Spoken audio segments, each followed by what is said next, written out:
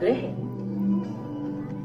और चंद्रमा की गति का अध्ययन हजारों साल गहराई से किया गया।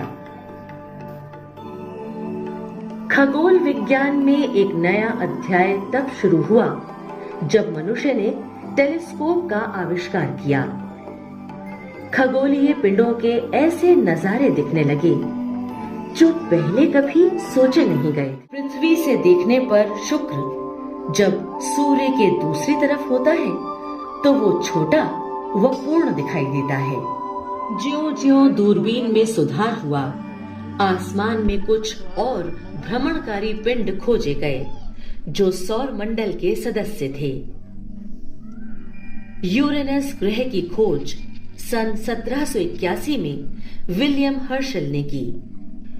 दूसरे ग्रहों की तुलना में इसका स्थान इतनी दूर था कि इस खोज के साथ ज्ञात सौर मंडल के आयाम 2 गुने हो गए।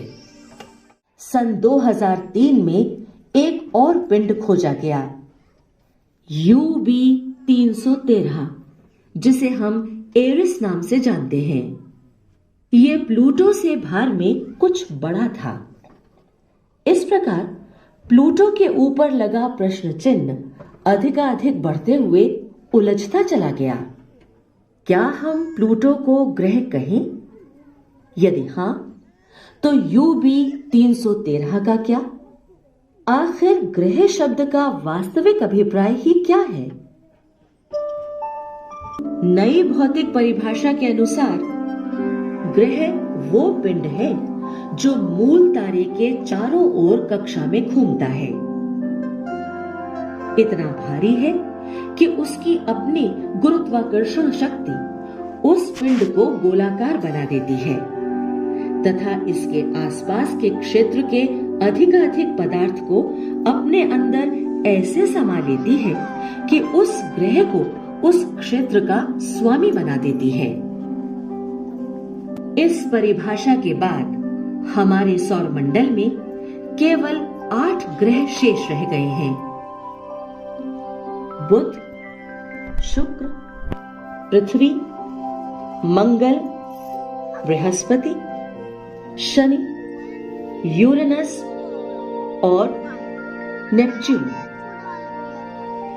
सौर मंडल में कुछ पिंडों का एक नया वर्ग बनाया गया है जिन्हें वामन ग्रह के रूप में परिभाषित किया गया है। प्लूटो इनमें से एक है। ये वामन ग्रह सूर्य के चारों ओर अपनी कक्षाओं में चक्कर लगाते हैं।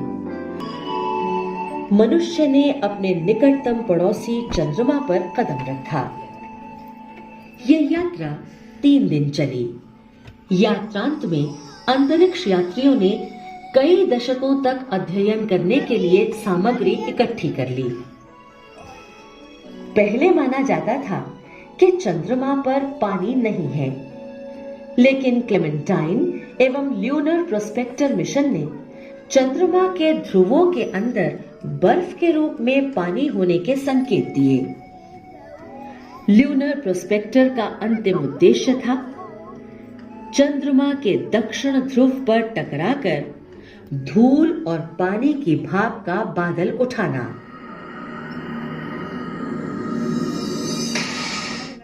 पर पृथ्वी से देखने पर इस तरह के आंकड़े नहीं मिले। कहने का अभिप्राय ये नहीं है कि चंद्रमा की सतह के नीचे जमा हुआ पानी नहीं है। तलाश प्रायः लंबी और कठिन होती है। शुक्र ग्रह के घूमने की दिशा पृथ्वी तथा अन्य ग्रहों के विपरीत है। ये अपनी धुरी पर 243 दिन में घूम जाता है, जबकि सूर्य के चारों ओर जाने में ये 224 दिन लगाता है। शुक्र सौर मंडल का सबसे धीमे घूमने वाला ग्रह है। पृथ्वी से बाहर पाई गई पहली सक्रिय ज्वालामुखी। हब्बल टेलीस्कोप और गैलीलियो यान ने आयो पर फूटते ज्वालामुखी देखे। दूसरे चंद्रमा यूरोपा की सतह के नीचे पानी होने की संभावना है। हाल ही में भेजे गए कैसिनी मिशन ने शनि की विस्तृत जानकारियां दी हैं। इसका सबसे बड़ा चंद्रमा है टाइटन। कैसिनी अभियान ने टाइटन के वायुमंडल का परीक्षण करने के लिए वहां हाइजेंस नाम का उपकरण छोड़ा। यात्रा की आश्चर्यजनक खोज थी टाइटन का वातावरण। 40 करोड़ वर्ष पूर्व पृथ्वी से मिलता जुलता वातावरण। केवल ये 8 ग्रह ही सौरमंडल के सदस्य नहीं, अनेक छोटे पिंड भी इसके महत्वपूर्ण सदस्य हैं। इन पिंडों की तरफ भी कई अंतरिक्ष यान भेजे गए, जैसे कि हेली धूमकेतु की तरफ जियोटो मिशन। नियर अंतरिक्ष यान ने तो इरोस लघु ग्रह पर उतरकर वहां के चित्र और आंकड़े भेजे। स्टारडस्ट मिशन द्वारा लाए गए कॉमेट वाइल्ड 2 के टुकड़ों से वहां कुछ ऐसे खनिज होने का प्रमाण मिला जो केवल उच्च तापमान पर ही हो सकते हैं। सामान्यतया ये खनिज धूमकेतुओं में नहीं पाए जाते। वामन ग्रह प्लूटो की तरफ भी न्यू होराइजन नामक अंतरिक्ष यान भेजा गया। सूर्य से हमारी नाजुक दूरी और बृहस्पति की स्थिति हमारी पृथ्वी को स्थिर, गर्म और जीवंत बनाए है। इससे ही हमारा अस्तित्व है। हमारी आकाश गंगा में लाखों करोड़ों तारे हैं और ऐसी ही असंख्य मंदाकिनियां ब्रह्मांड में बिखरी पड़ी हैं। किसी तारे के चारों ओर जीवंत ग्रह अवश्य हो सकते हैं। खोज जारी है।